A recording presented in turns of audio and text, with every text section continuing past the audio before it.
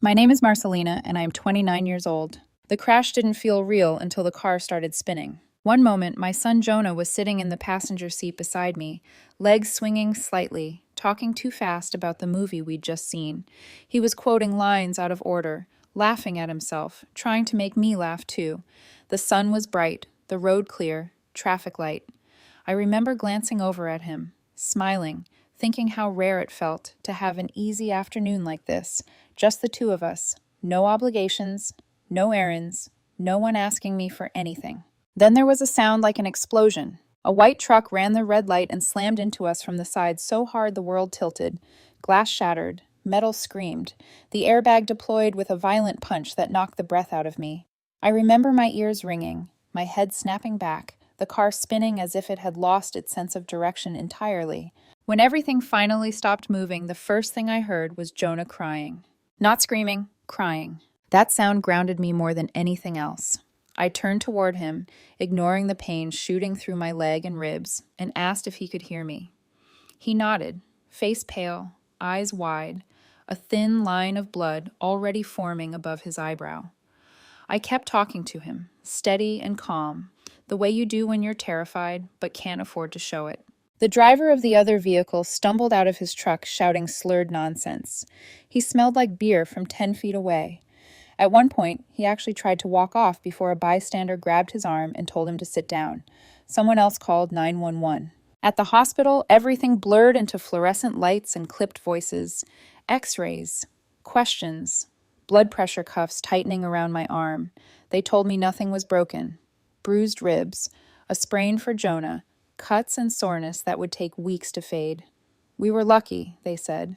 Very lucky. It wasn't until things went quiet that my hands started shaking. Jonah was lying in the bed next to mine, hooked up to fluids, finally calm enough to fall asleep. His face looked smaller under the hospital lights, lashes resting against his cheeks, a bandage taped carefully above his eye.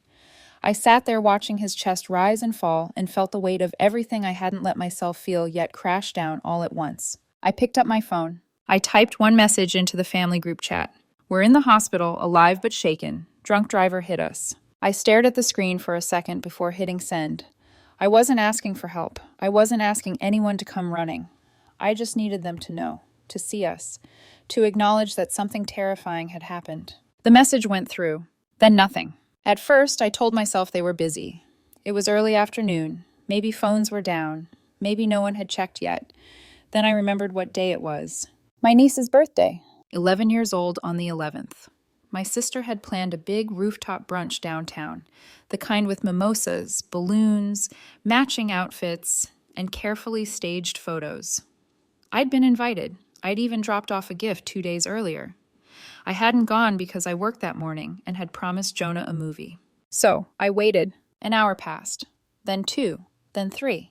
Jonah slept beside me, IV dripping slowly, and I opened Instagram without thinking. The first photo hit like a slap.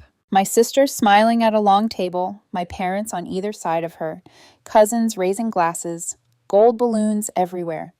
My dad wearing a paper crown, my mom holding the birthday girl close for a selfie, every single one of them tagged, every single one of them clearly on their phones.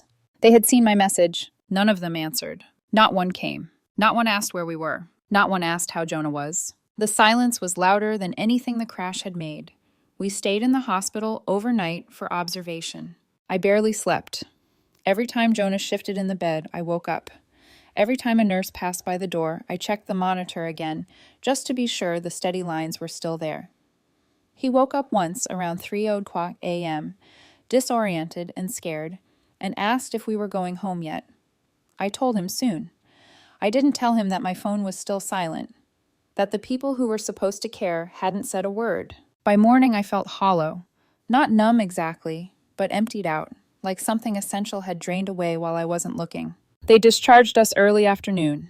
Jonah limped slightly, favoring his ankle, and I could feel every bruise in my ribs when I helped him into the cab. The driver asked if we were okay. I said yes, because that's what you say when you don't want to explain. At home, I made soup, turned on cartoons, and sat on the edge of the couch, pretending everything was normal while my phone lay untouched on the coffee table. Still nothing. That night, after Jonah fell asleep, I scrolled back through the family chat. My message sat there, unread and unanswered, buried under photos and jokes from the brunch. Videos of my dad dancing. Comments about how perfect the day had been. A group photo of all of them holding up gold balloons and smiling like nothing else in the world mattered.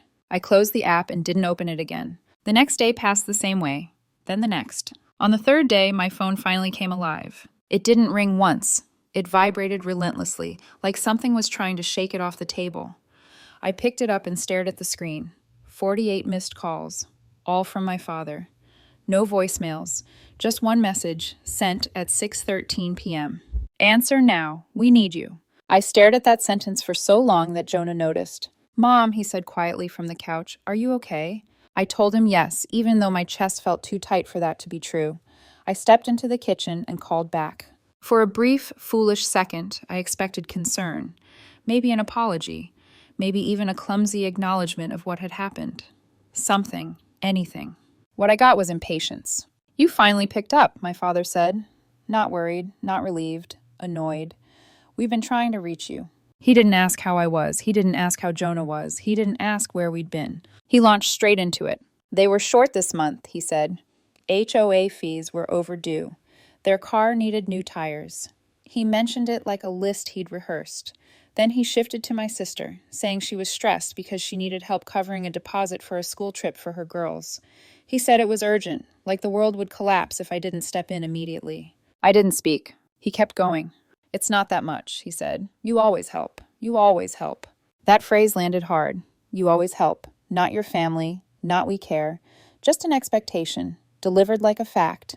Then he added, it's not like you're struggling. You're always doing fine. I thought of Jonah's bloodied shirt, of the IV drip, of the drunk driver trying to walk away. I felt the room tilt. The next thing I remember clearly is Jonah's face above mine, pale and scared, his hands gripping my shoulders. I was on the kitchen floor. My phone lay a few feet away, still buzzing. Mom, he kept saying, Mom, are you okay? I nodded because I didn't trust my voice. He helped me sit up and handed me a glass of water with both hands, careful and serious in a way no 11-year-old should have to be. He sat beside me, close, like he was guarding me. When I looked back at my phone, there was one more message from my father. Marcelina, pick up, we need you. That was when it hit me. They hadn't ignored my message because they were busy. They hadn't missed it. They hadn't misunderstood. They had seen it and decided it didn't matter. Later that evening, after Jonah went to bed, I opened the family chat again. I scrolled slowly, deliberately, past my unanswered hospital message and counted how many messages had come after it. Photos, jokes, comments. Everyone had been active. Everyone had chosen silence. I showed Jonah. He looked at the screen for a long time, then asked quietly, Do you think they didn't believe you? I don't know, I said. And for the first time, I realized that answer scared me more than anger ever could. 2 days later, my sister messaged me like nothing had happened. Hey, could you watch the girls Saturday night? I'm wiped from party planning. No mention of the accident. No how's Jonah. No acknowledgement of anything. The next morning, my mom sent me a photo of her utility bill. No words, just the image, like a reminder of my role. I didn't get angry. I just felt tired in a way that went deeper than sleep. That afternoon, I told Jonah I was thinking of going to talk to them in person. I expected him to shrug. Instead, he looked at me carefully and said, You don't have to go if you don't want to. I told him I needed to, that I couldn't carry it anymore without saying it to their faces. He paused, then asked, Can I come with you? And that's when I knew this wasn't just about me anymore. We drove to my parents' house that Saturday instead of babysitting my nieces like my sister expected. The sky was gray and low, the kind that presses down on you. And the closer we got, the heavier my chest felt. Jonah sat quietly in the passenger seat, hands folded in his lap, eyes fixed on the road ahead. I asked if he wanted to wait in the car when we got there. He shook his head without looking at me. When we pulled into the driveway, that feeling in my stomach sharpened into something almost physical. Not fear, not anger, finality. I knocked. My mom opened the door and looked surprised, not relieved. She glanced at Jonah, then turned and walked back inside without inviting us in. We followed anyway. My dad was in his recliner, sports channel blaring. He didn't stand. He didn't even look up. So, he said, did you bring it or not? I stood there for a second, trying to understand the words. Bring what? The money, he replied, irritated. You got the texts. That was it. No. How are you? No, how's Jonah? Just the follow-up to a demand. I told him I hadn't come with money. I told him I didn't understand how they could read the message I sent from the hospital about their grandson being hurt by a drunk driver and not even reply. My mom finally sat down across from me, crossing her legs like she was preparing to explain something obvious. "We saw the message," she said, "but you made it sound a lot worse than it really was." Jonah's hand tightened around mine. "You think it wasn't bad enough?" I asked. "We've seen worse," she replied flatly. "You're both home. You're fine. If it had been serious, someone would have called us directly." My dad cut in without missing a beat. "And anyway, it was Olivia's birthday. Rachel worked really hard on that brunch. You can't expect us to drop everything over a fender bender." A fender bender. I told them about the blood on Jonah's shirt, about the IV, about the drunk driver trying to leave. I told them it wasn't just the accident. It was the silence. The way they carried on like we didn't exist. The way they celebrated while I was staring at my child's injuries. I said that if the roles were reversed, if Rachel had been in the ER with her daughters, I would have been there without hesitation. Rachel walked in then, glass of wine in hand. "You always make everything about you," she said. "I was in the hospital," I said. "And now you're not," she shrugged. Jonah squeezed my hand again, harder this time. I looked down at him, then back at them. I told them I couldn't do it anymore. I couldn't keep giving and pretending this was a two-way relationship. It wasn't. "So you're punishing us now?" my dad said. "Over nothing?" "You always overreact," my mom added. Rachel laughed. "She'll be back next week. Same as always. Wait until she needs help with something." Jonah looked up at me and mouthed, "Please, can we go?" We left without another word. I didn't slam the door. I didn't yell. I just let it close behind us. At home, I opened my banking app and began removing myself from their lives in the only way they seemed to understand. Internet. Electric. Phone plan. The monthly transfer I'd set up years ago during my dad's back surgery and Rachel's divorce, gone. The calls started the next day. My mom asking if I'd accidentally canceled something. Rachel asking if I could still babysit Saturday. My dad texting that their card had bounced. I ignored them all. For 2 weeks, I said no by saying nothing. Photos of bills arrived without context. Screenshots of empty balances. Rachel alternated between sarcasm and guilt like it was sport. Then she showed up. It was a Thursday evening. I was unlocking the door when I saw her on the porch with her daughters, tablets glowing in their hands. "Can you watch them for a bit?" she said. "Emergency." I said no, calmly, clearly. She smiled, turned around, and drove off, without the kids. They followed me inside like it was normal. I fed them dinner, put on a movie, and texted Rachel once. I did not agree to this. Do not do this again. She didn't reply. She returned at 9:12 p.m., rang the bell, grabbed their coats, said, "Thanks, I owe you one," and left. That night, Jonah asked, "Would you let me leave my kids like that?" "No," I said. "I don't want to be like them," he replied. The next morning, an email arrived from the electric company, final shut-off notice. I closed it. They were learning what life without my help looked like. Then the call came from Aunt Lorraine. She'd heard about the accident from a neighbor. She asked how Jonah was. She listened. She said, "They've always put Rachel on a pedestal. You've been the fallback for years. It's not your job anymore." That evening, we went to her house for dinner. No tension, no demands, just spaghetti, garlic bread, and real conversation. Jonah played with their dog in the yard. On the way home, he said, "They're different. They actually like us." For the first time in weeks, I believed it. The silence that followed felt different from the one in the hospital. That silence had been hollow, confusing, like shouting into a canyon and waiting for an echo that never came. This one was sharper, pressurized, angry. It carried expectation in it, the kind that assumes you'll eventually break just to make the noise stop. By Monday morning, the messages started again. My mom sent a photo of her medicine cabinet. No greeting. Just bottles lined up on the counter and the caption, "Running low. Can you pick these up?" My dad followed with a text that read, "Mortgage past due. Let me know." Rachel sent a voice memo, her tone clipped and annoyed.